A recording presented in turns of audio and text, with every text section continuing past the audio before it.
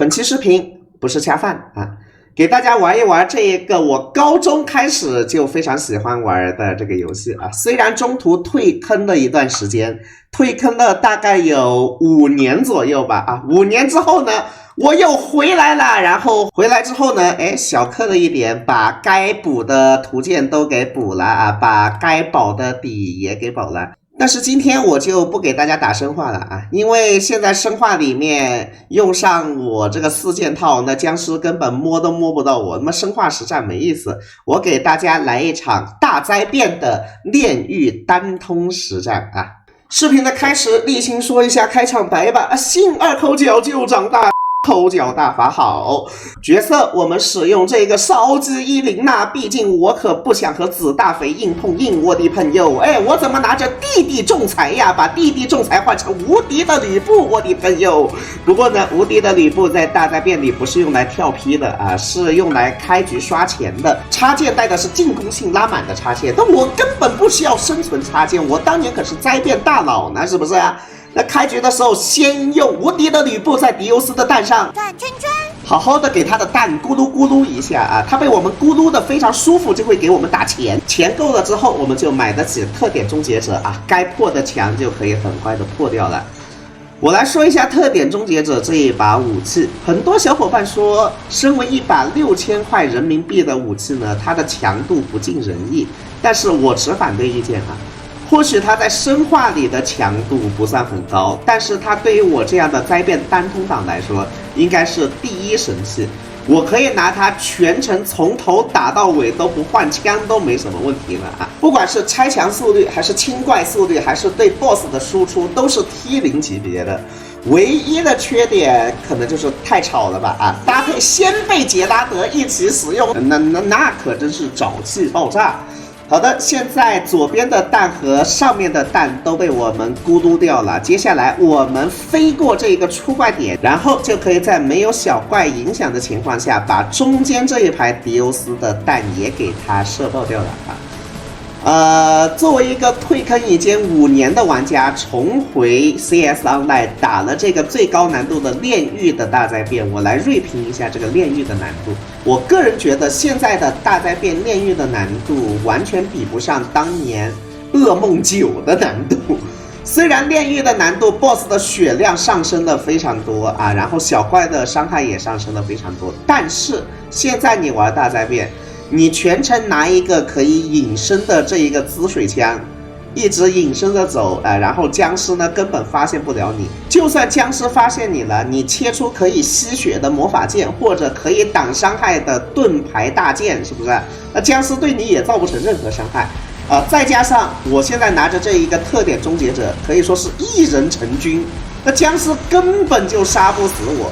我当年打噩梦9的时候拿着什么？拿着破晓黎明，拿着龙岩，那生存都是大问题。现在生存对于我来说，那完全没有什么问题的，根本死不了。你怎么死了？虽然小死了一次啊，但是没有关系，因为我春节充的钱足够多，所以陆权把他的马的命献祭给我，我又复活了啊。好，现在我们就只需要等这一个时间就可以了。等时间的过程中，一直用滋水枪进行隐身，僵尸就不会发现我们了。就算发现我们也没有关系，切出魔法剑来进行吸血啊，僵尸也不会对我们造成致命伤害。所以我才会说，现在的大灾变对比以前的大灾变更简单了。现在的大灾变就是你的装备合格，你无脑的突突无脑的冲就完事了。以前我玩的时候，像什么尖端跳点啊，还有海皇跳点啊，包括搭配安哥拉翅膀进行一些地图的卡 bug 呀，以前的大灾变的技术含量，我个人觉得比现在要高得多。而现在呢，只要你的装备过关，你无脑的往前冲，无脑的突突就完事了。不过呢，我也并不会说以前的大灾变就要更优秀啊，毕竟游戏一个时代有一个时代的玩法。现在的大灾变虽然就是一个无脑突突，但是玩起来意外的还挺爽的，尤其是拿着一个特点终结者，就我在跑路的时候，他也一直在帮我清怪啊，感觉爽感是拉满了。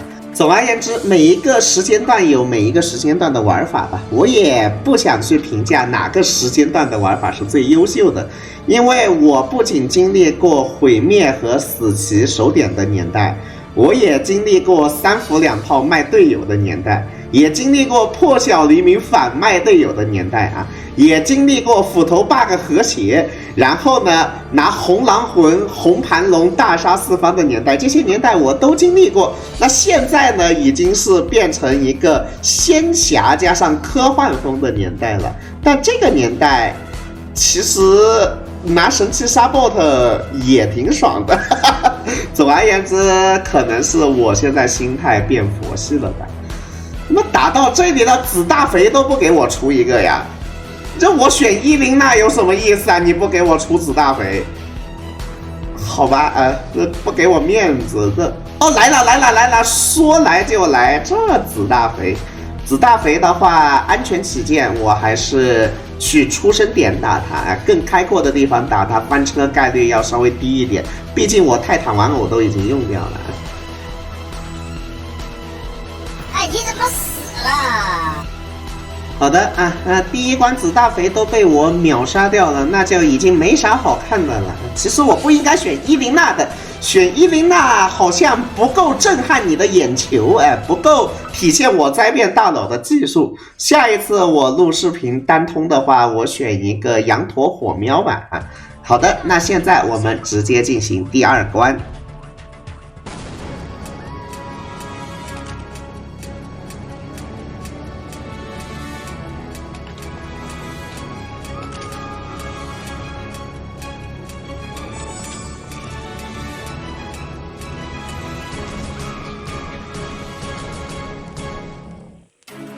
大过年的给 boss 包饺子，那没有饺子怎么办啊？那就请他吃馄饨呗。喜不喜欢哥哥的大馄饨啊？不喜欢也没有关系，莲花酥也给你摆3个啊。吃完了之后要记得把菊花漏给我，让我抱一抱哦。那可不是免费给你吃的。好，疯狂的对他的菊花一顿输出，可以看见这特点终结者的伤害确实很高啊。我爆他的菊花，他也爆我的菊花呀，礼尚往来是吧？那不直接把我给爆死了？但没有关系啊，虽然我刚刚通过献祭鹿犬而复活了，那赵犬还没献祭呢，赵犬又献祭给我了1条命，让我又复活了。你们看这一个，我爆小怪的头之后复制在 BOSS 身上的伤害有多高？BOSS 现在已经被我打了将近1半血量了，所以我才说这特点终结者非常的牛批。在灾变的 BOSS 关清小怪的同时，对 BOSS 造成巨量输出，我个人觉得很香。现在我们快点把他的血量打到半血他就要使用特殊爆局模式了。但是没有关系，他爆我的局，我吸他小弟的血，是不是啊？我们组成一个人体蜈蚣，是不是很快乐？继续输出，来吸一下血。不是特殊地次不是特殊地次，没有必要吸血。那不是特殊地次，轻松躲。急了，开始无能狂怒的扇我巴掌了。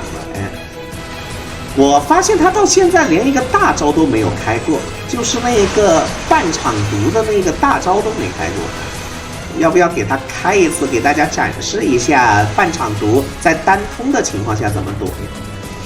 好的他现在应该要开半场毒的大招了，我给大家展示一下，在无法开2个雷达的情况下怎么躲这个半场毒的大招，也是当年灾变大佬用的一个方法。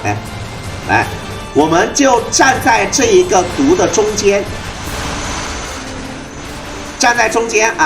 然后观察它会出现在什么地方，然后立刻往他的那个方向走，我们就不会被这个大招给秒掉了。这是当年单通母巢之战的一个小方法，那放到现在也还适用。好的，现在就单通成功了不知道大家对我的这个技术如何评价？虽然可能不如现在的一些现役灾变大佬，毕竟我年龄也大了，反应也跟不上了，但是呢，我觉得回味一下当年单通灾变的那种激情呢，也还算挺不错的吧。以上就是好久没有给大家带来的一期 CS 当代视频，希望你看得开心。最后祝你欧气满满，身体健康，再见。哎，最后我要秀一下我的战勋爆裂啊！你们有吗？你们没有吧？哈哈。